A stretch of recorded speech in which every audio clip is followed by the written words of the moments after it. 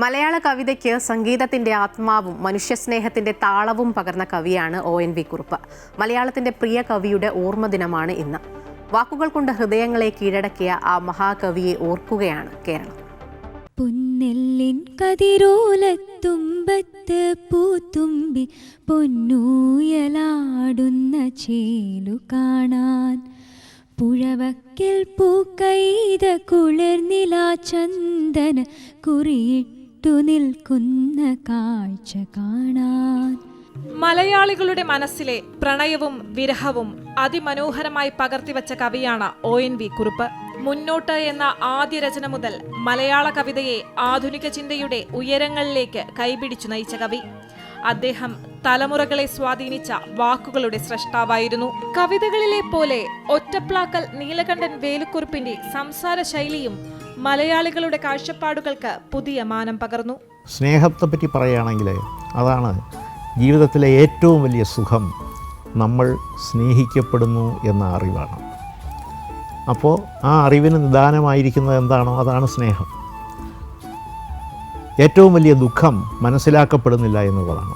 സാമൂഹിക പ്രതിബദ്ധതയും മനുഷ്യ സ്നേഹവും നിറഞ്ഞ കവിതകൾ, കാലത്തിന്റെ ചോദ്യങ്ങൾക്ക് മറുപടി പറഞ്ഞ വാക്കുകൾ.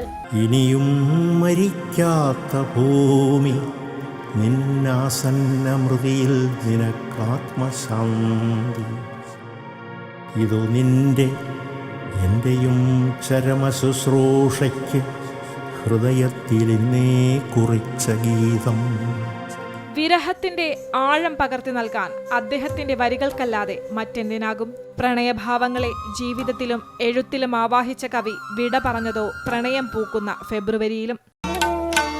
അരികിൽ നീയുണ്ടായിരുന്നെങ്കിലെന്നു ഞാൻ ഒരു മാത്ര വെറുതെ നനച്ചുപോയി.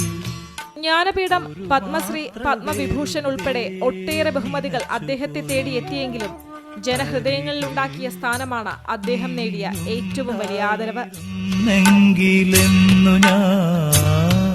കാലം എത്ര കടന്നുപോയാലും അദ്ദേഹത്തിന്റെ വരികൾ മലയാളികളുടെ അധരങ്ങളിൽ ജീവിക്കും.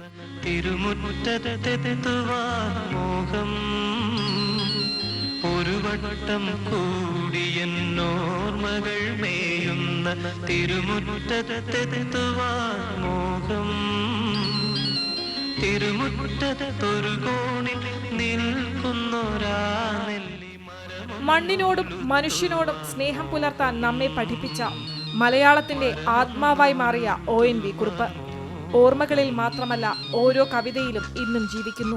ആ മഹാകവിയുടെ ഓർമ്മയ്ക്ക് മുൻപിൽ പ്രണാമമർപ്പിച്ചുകൊണ്ട് അമൃത ന്യൂസ്.